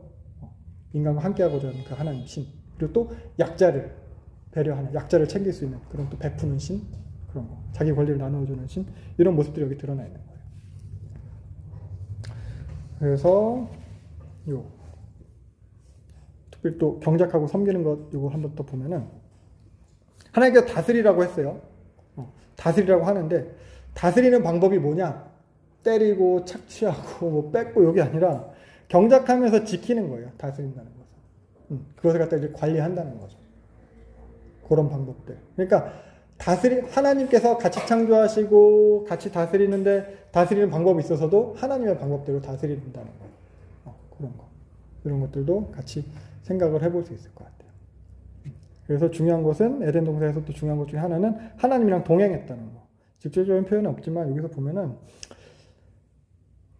뭐 타락한 이후의 모습이요. 동산에 거니시는 여호와 하나님의 소리를 듣고 거니시는 거닐다라는 표현이 히브리어로 할라크인데 동행하다 함께하다 이런 표현이에요. 그래서 에덴 동산에서는 원래의 모습은 하나님께서 같이 함께했다는 거, 같이 동행했다는 거. 이게 인간 창조의 목적이었다는 거. 그런 것도 같이 생각을 하시면 될 것 같아요.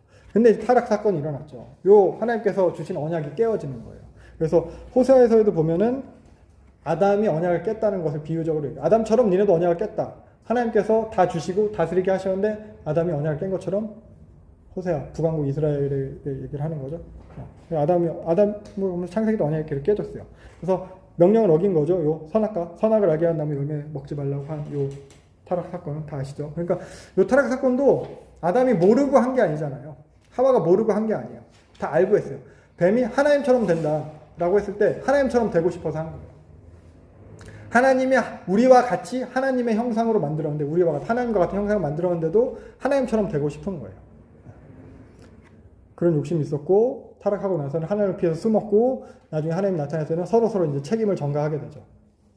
하나님을 거절하게 된 사건이에요. 타락 사건은. 하나님을 떠난 거예요. 그러다 보니까 이제 참된 가치가 상실되게 돼요. 욕망만 남게 돼요. 하나님께서 처음에 창조하시면서 계획하셨던 그런 뜻, 의미는 다 사라져버렸어요. 자기 욕심만 남고. 이게 회복이 잘 안 돼요. 그래서 사람이 타락하기 시작하면서 세상이 망가지고요. 사람과 하나님과의 관계가 회복되면은 또 세상이 회복되게 되는 건데 구속사가 이제 결국 그것을 위한 과정인 거죠. 근데 이 타락 이후로는 계속되는 타락의 확산을 볼 수 있어요. 가인이 살인을 하죠. 가인의 칠대손 라멕은 더 마음대로 막 살인을 하고 악이 가득한 세상이 되는 거예요.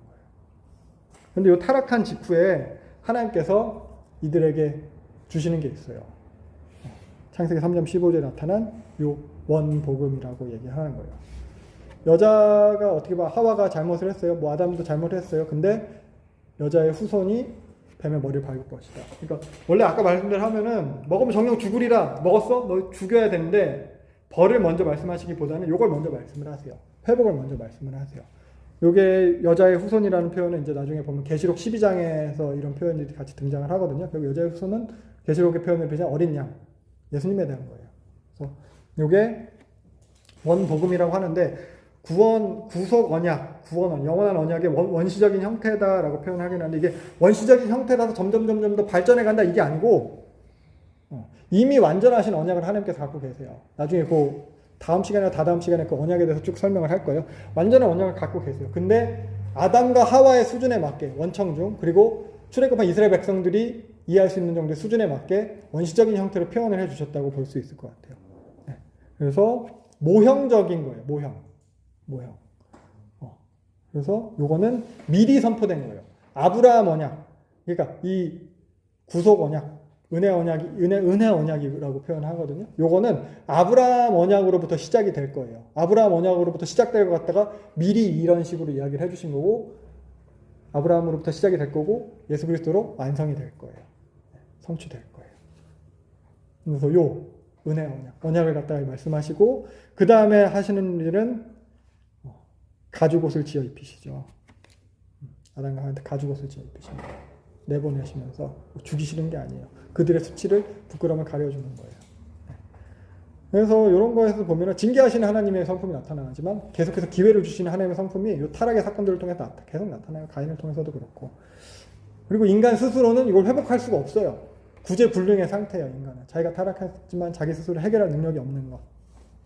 이런 것들도 나타나고, 그리고 또 이런 가죽옷을 지어 입히는 것, 짐승의 희생제사에 대한 개념도 여기서부터 또 보여주고 있다고 할 수 있겠습니다. 나중에 보면은 아벨 죽인 사건이라던가 그런 사건들을 통해서도 피나 생명에 대해서 그런 존중하는 그런 개념들도 율법이 다 드러난 거잖아요. 레위기 율법에. 그게 창세기 이런 사건들을 통해서도 다 이제 보여지고 있는 거예요. 그래서 여기서 창조 질서가 있어요. 창조 질서는 다 아시겠지만 제일 위에 하나님이 계시고, 그 다음에 인간이 있고, 그 다음에 이제 피조 세계가 있어요. 근데 이제 이 순서가 깨어진 게 타락이거든요. 여기 하나님과 인간이 하나님처럼 되고자 했어요. 이게 이제 선악과 사건이잖아요. 선악과 따먹은 사건이 있어요. 그리고 인간이 피조 세계를 다스려야 되는데 인간이 피조 세계를 어떻게 할까요? 위로 더 올리고 섬기게 되고 수단화하고 이런 거. 우상숭배예요. 그리고 인간조차도 수단화하는 거. 살인에 대한 부분이 되겠죠. 그런 거. 그러니까 원래대로라면은 하나님, 인간, 피조세계 요 순서대로 하나님과 인간이 같이 해서 피조세계를 다스려야 되는데 이 질서가 이제 깨어졌다는 거예요. 그래서 회복이 안 되니까 죄악이 세상에 가득 차게 되니까 하나님께서 홍수 사건을 통해서 이제 심판을 하게 되는 거죠. 홍수 사건은 심판이에요. 심판은 맞는데 단순한 심판의 사건은 아니에요. 하나님께서 새롭게 창조하시는 사건이에요. 재창조의 사건이에요. 재창조. 새로운 시작을 계획하시는 거예요. 그러니까 홍수가 그냥 심판이었다면은 하나님께서 120년 동안 계시해 주실 필요가 없어요. 그냥 너무 잘못했다. 그냥 죽어라 하고 다 죽였으면 되는데 노아를 통해서 노아가 방주를 갖다 120년 동안 만드는 것을 통해서 계속 계시해 주는 거예요. 그리고 노아의 할아버지 무드셀라를 통해서도 나중에 더 설명을 할 기회가 있을 것 같아요. 무드셀라를 통해서도 하나님께서 계속 계시하시는 거거든요. 이 무드셀라 몇 살 살았어요? 969살. 어딨지? 27절 했나? 그러네요. 969살까지 무드셀라 그 사는 삶 동안에 하나님께서는 계속 심판을 갖다 어떻게 보면 경고하시는 거예요. 기회를 주시는 거예요. 그래서 홍수가 단순히 심판만의 사건은 아니라는 거. 하나님은 이 홍수를 통해서 다시 시작을 하시는 거예요. 새로운 시작을 계획하시는 거예요. 그래서 새로운 것을 준비하셨고 처음에 그 목적인 아담 언약의 회복이에요. 그래서 홍수는 첫 창조랑 되게 유사한 게 많아요. 몇 가지 살펴보면은 창세기 처음에 물이 가득 차고 혼돈인 상태. 근데 홍수로 인해서 하늘에 있는 물이 땅에 있는 물이랑 합쳐지잖아요. 처음 창조 이전의 상태가 된 거예요. 하나님이 거기서부터 창조를 시작하시잖아요. 그 상태. 근데 그 상태 때 하나님이 어떻게 하셨어요? 하나님의 영이 수면 위에 운행하고 계셨잖아요. 홍수 때도 그래요. 150일 동안 물이 창궐을 해가지고 온통 혼돈인 그곳에 하나님이 바람을 부세요. 이 원어가 같아요. 하나님의 영, 루아흐가 쓰여요. 성령으로 번역돼요. 바람으로 번역돼요. 여기서 이 바람도 원어 같아요. 하나님이 루아흐를 불어서 땅을 갖다 정돈하기 시작해요. 홍수로 엉망진창이 된 혼돈된 땅을. 창조 때도 혼돈 물의 깊은 폐허물로 혼돈된 땅을 하나님께서 루아흐로 운행하기 시작하시는 거예요. 그리고 하나님의 형상대로 창조된 인간이 있어요. 아담이 있고 하나님과 동행한 사람 노아가 있어요. 아까 동행 얘기했잖아요. 그래서 여기서 동산에 거니시는 동행하시는 할라크 하시는 하나님이죠. 노아도 이거 하나님과 동행하였으면 같은 할라크가 쓰여요. 창조 목적에 맞는 인간 노아가 있는 거예요. 그리고 그 노아를 통해서 하나님께서 다시 또 피조 세계를 다스리는 그런 명령들을 하세요. 그리고 또 질서를 또 부여하시거든요. 창세기 1장 14절에 보면은 해답을 만들고 계절을 만들고 해답을 통해서 계절이 생기는 거거든요. 그거 만드는 것처럼 노아 홍수 이후에도 하나님께서 이런 계절이 계속 반복될 것에 대해서 명령하시고 말씀하시고 그리고 생육하고 번성하라는 말이 똑같이 나와요. 아담에게도 생육하고 번성할 땅에 충만하라. 그리고 노아에게도 생육하고 번성하면 땅에 충만하라. 같이 복을 주시면서 이런 말씀들. 그리고 동일하게 먹지 말라는 명령도 있어요. 창세기에서는 선하게 하는 나무 먹지 마라. 노아에게는 피 먹지 마라.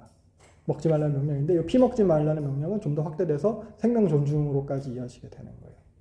네, 생명에 대한 그런 가치.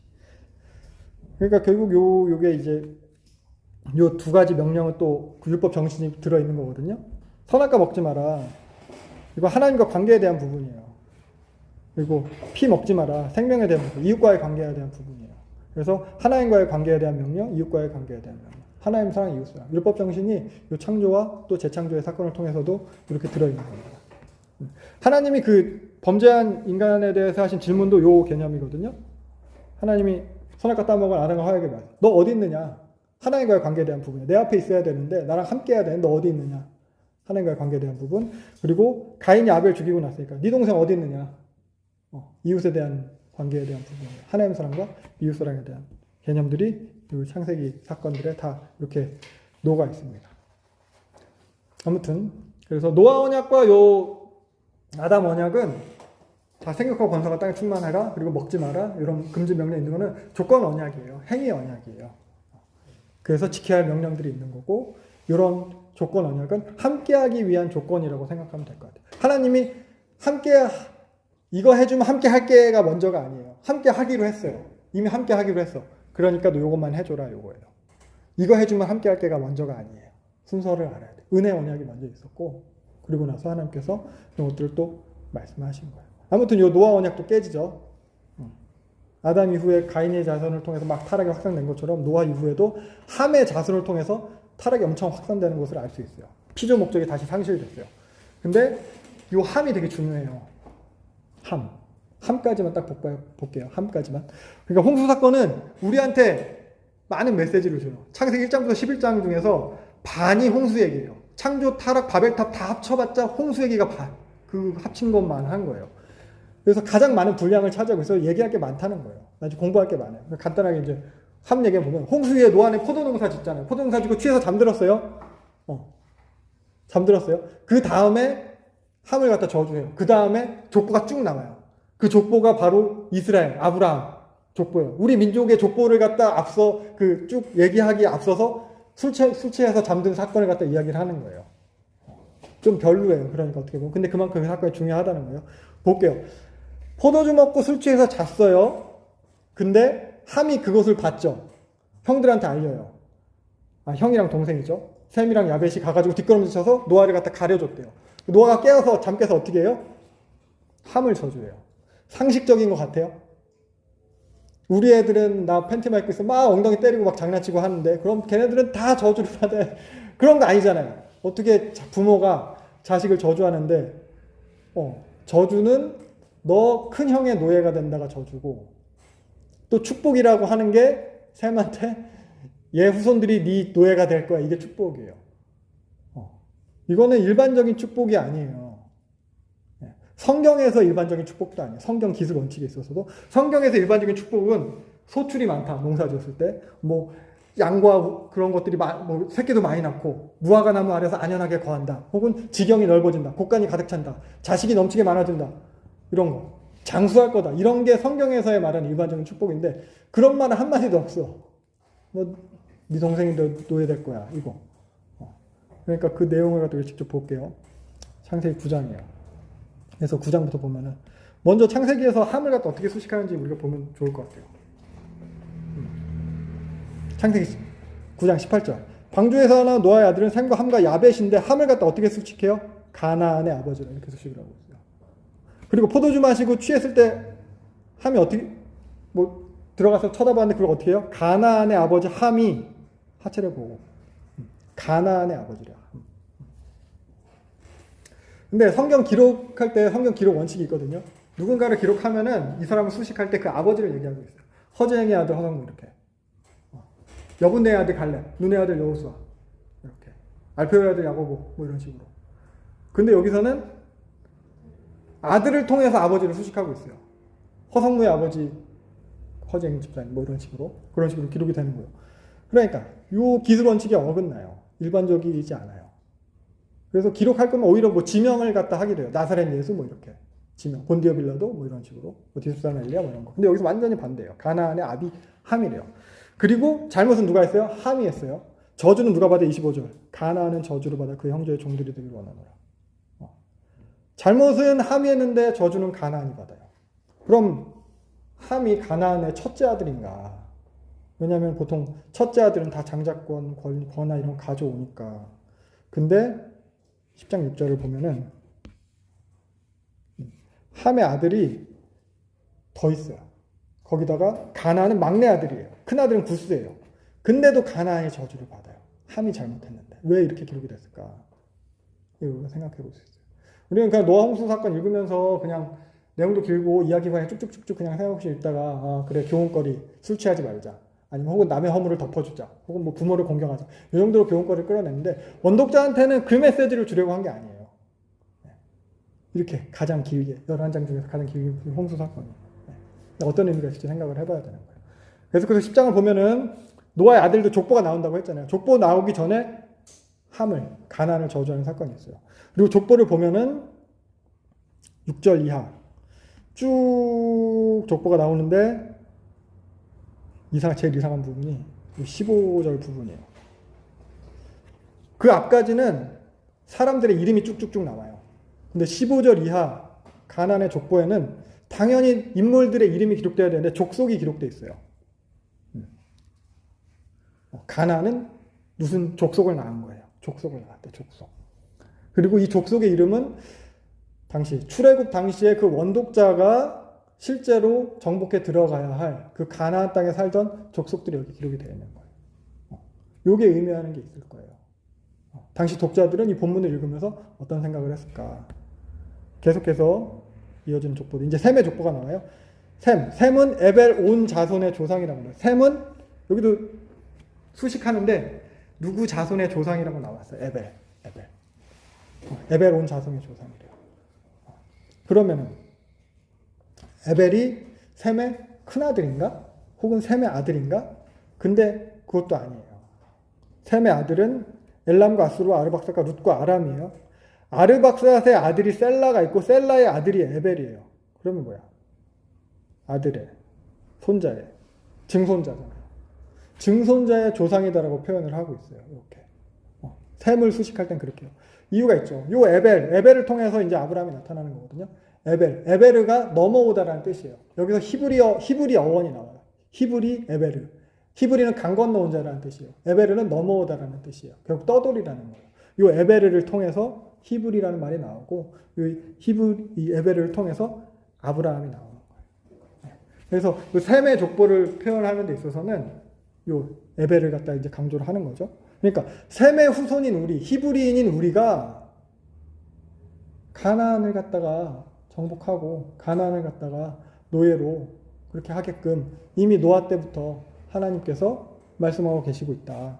이런 부분인 거예요. 지금 출애굽한 우리가 이 에벨의 후손이다. 그러니까 스스로 종으로 생각했어요. 스스로 노예로 생각해. 여전히 노예라고 생각하는 그들한테 니네가 종이 아니고 니네가 노예가 아니고 쟤네들이 노예다. 그런 걸 이야기를 하는 거예요. 이게 지금 당장 생겨난 게 아니고 노아 때 훨씬 전에 지금으로부터 그러니까 그 당시 원독자들부터 한 1000년 이상 전에 계획이 돼 있는 거다. 봐라. 하나님께서 니네들을 그때 우리 조상들에게 했던 약속대로 출애굽시키셨지 않냐. 그러면은 이 약속도 하나님께서 이루어 주실 거다. 이걸 이야기하는 거예요. 그러니까 성경이 이렇게 대충 쓰여진 게 아니고 이후에 뭐 아브라함과 그 내 인물들도 보겠지만 구조와 내용이 있어서 분명히 목적과 의도를 가지고 쓰여져요. 그러니까 모세가 똑똑한 사람이에요. 애굽에서 교육 많이 받았어요. 왕실에서 교육받은 사람이에요. 그러니까 우리는 그런 저자의 목적과 의도를 그걸 읽어내야 되는 거예요. 그럼 여기서 우리가 볼 수 있는 메시지는 뭐 신실하신 하나님 이런 것도 될 수 있어요. 이미 예비하신 하나님, 약속을 지키신 하나님, 전적인 주권으로 이끌어 가신 하나님, 전지전능하신 하나님 이런 거. 우리는 아무런 공로 없고 이런 것 때문에 우리가 또 메시지를 받을 수 있겠죠. 그래서 이렇게 원독자의 관점에서 성경을 해석하는 게 오류에 빠지는 것을 이제 방지해 줍니다. 물론 뭐 부모 공경해야 된다 맞아요. 남의 허물 덮어줘야 된다 맞아요. 근데 보다 성경을 올바르게 볼 수 있으면 좋겠습니다.